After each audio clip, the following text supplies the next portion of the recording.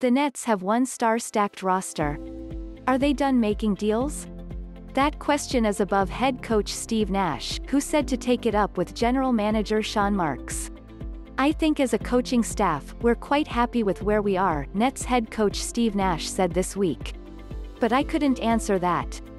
I think that's more of a question for the front office."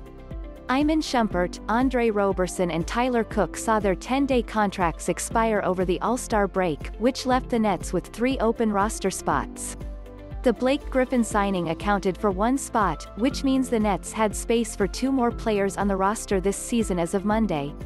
Marks made it known at the beginning of the season that the Nets are wide open for business. Business could be finished in Brooklyn, but that largely depends on who becomes available. Marks has been one of the NBA's most active businessmen this season. First he pulled off a blockbuster deal for James Harden, a deal that was accelerated when Harden immediately became available after his public comments of disapproval in Houston. Then Marks signed Griffin, a 6-time All-Star, after he negotiated a contract buyout with the Detroit Pistons.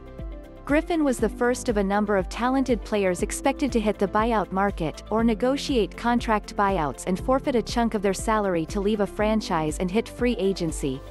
Cavaliers center and Mount Vernon product Andre Drummond has been linked to both the Nets and the Lakers should he become available in free agency, but the Cavaliers would be foolish to buy out a talented, all-star caliber center as opposed to trading him for assets in return. Nets general manager Sean Marks, has yet to close the door on signing more players to his squad.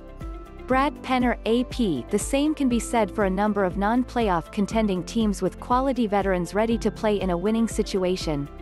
Why buy out a contract when you can get a player, a draft pick, or both, in exchange? Still, quality role players become available mid-season every year. Last season alone, the Pistons reached a buyout agreement with Markieff Morris, who then signed a deal with the Lakers and helped them win a championship.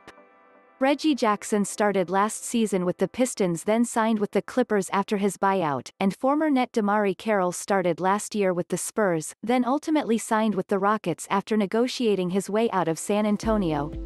Marks has maintained he will leave no stone unturned in an effort to bring the Nets their first championship since the move to Brooklyn, and the Big Apple its first NBA championship since 1973.